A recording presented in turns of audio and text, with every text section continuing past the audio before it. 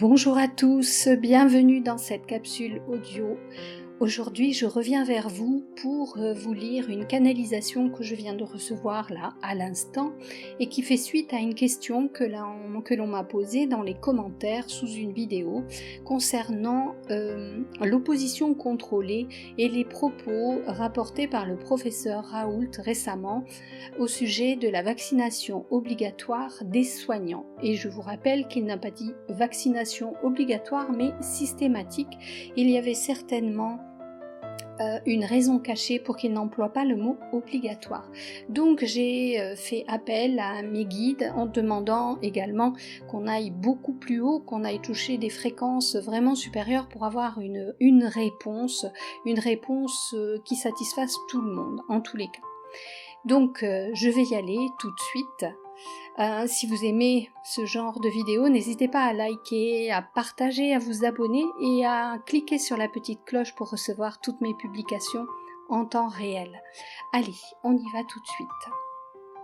Je commence par la question donc que j'ai posée. Le professeur Raoult a demandé que les soignants se vaccinent. Est-ce une intervention volontaire de sa part?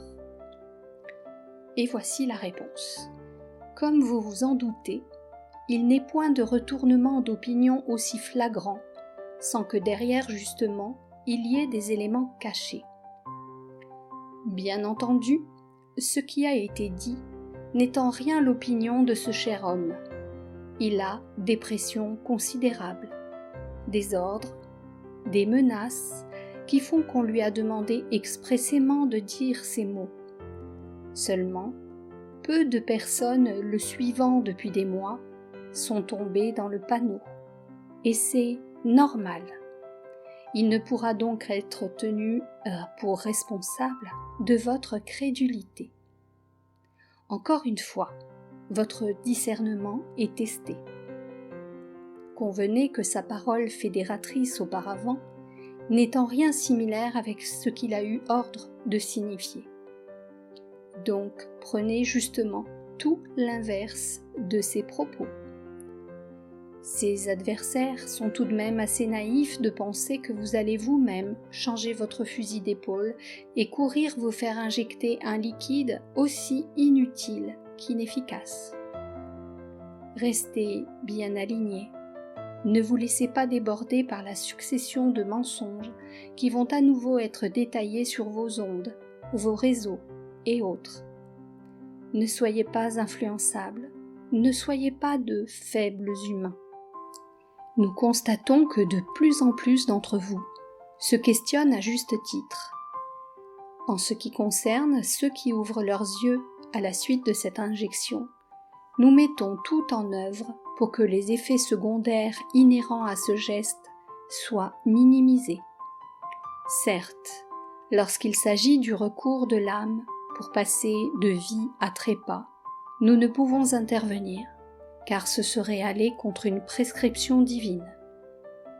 Pour ceux qui seront soumis à une obligation, là aussi nous sommes aux aguets, et nous vous disons exactement la même chose. Vous êtes ici sur terre pour remplir votre tâche, si vous devez être de ceux qui auront à pâtir de la situation.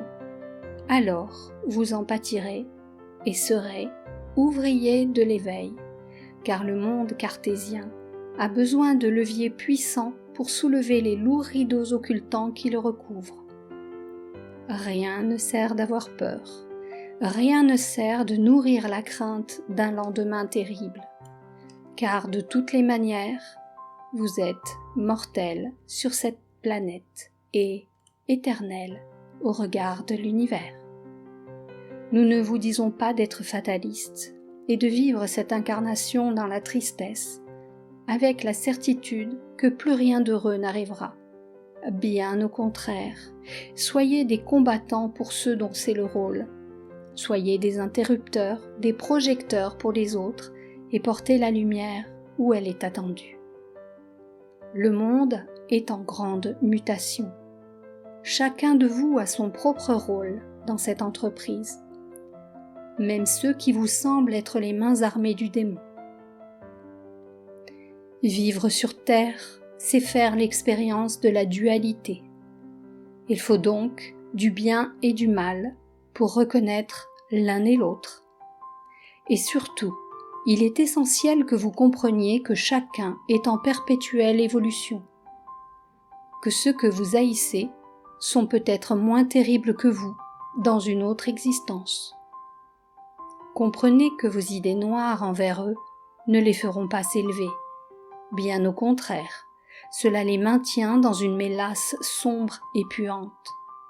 Leur envoyer des prières, de la lumière, de la compassion leur permet de s'estomper et disparaître au fur et à mesure. Rappelez-vous que vos pensées sont créatrices et que c'est ainsi que se conçoit la matière. Plus vous êtes nombreux à nourrir cela, plus vous matérialisez rapidement les êtres malveillants et les ennuis. Votre terre a besoin de s'élever, et pour ce faire, elle doit prendre de la hauteur, vibrer vite et bien.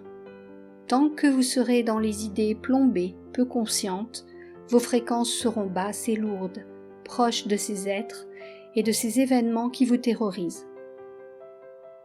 Vous ne pouvez donc vivre ainsi, car cela nuit à vos fonctionnements cellulaires et provoque indubitablement toutes sortes de troubles, vous rendant encore plus sensible à contracter de nouvelles pathologies.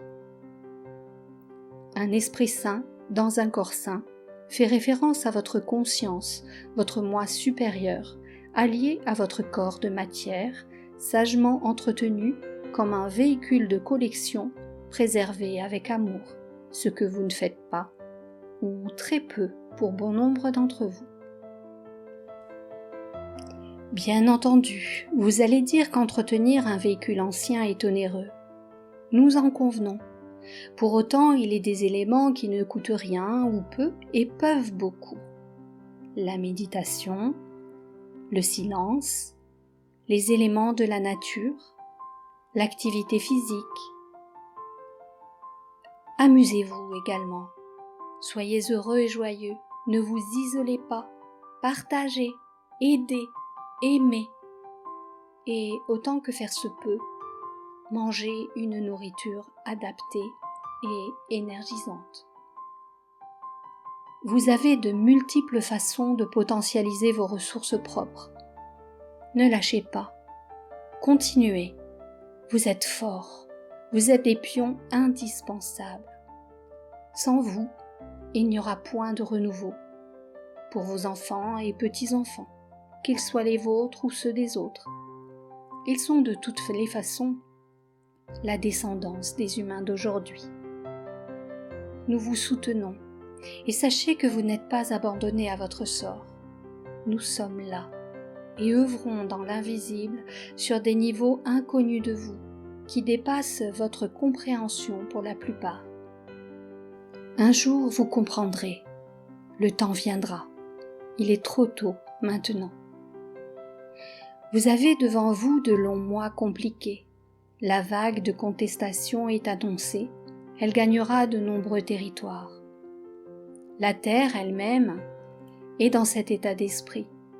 Elle aura aussi son rôle à jouer dans le grand changement qui viendra contrecarrer le fameux grand reset dont on vous parle. Tout est juste dans le plan. Ne l'oubliez jamais et répétez-le à chaque fois que vous vous trouvez face à une difficulté, un caillou sur votre chemin. Nous sommes près de vous et vous saluons à présent. Voilà mes amis, cette canalisation que je viens de recevoir et que je vous ai lue presque aussitôt, juste le temps de boire un verre d'eau. Faites-en ce que vous voudrez. Je le dis toujours, je ne détiens aucune vérité, je ne suis qu'une messagère, je veille à ce que mes canalisations soient propres, on dirait que je vous parle de plomberie, disons que j'élève mes vibrations auparavant et je fais en sorte de me connecter à des plans supérieurs et donc prenez ce qui résonne en vous. Ce soir, notre président vient parler. Il va faire des annonces, je ne les sens pas particulièrement, agréables au niveau de notre liberté.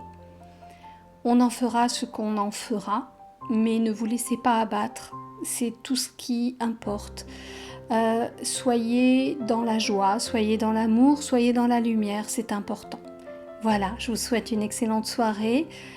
Encore une fois, si vous aimez, n'hésitez pas à mettre un pouce, liker, partager, abonnez-vous. On se retrouve très bientôt. Je vous embrasse très fort et prenez soin de vous.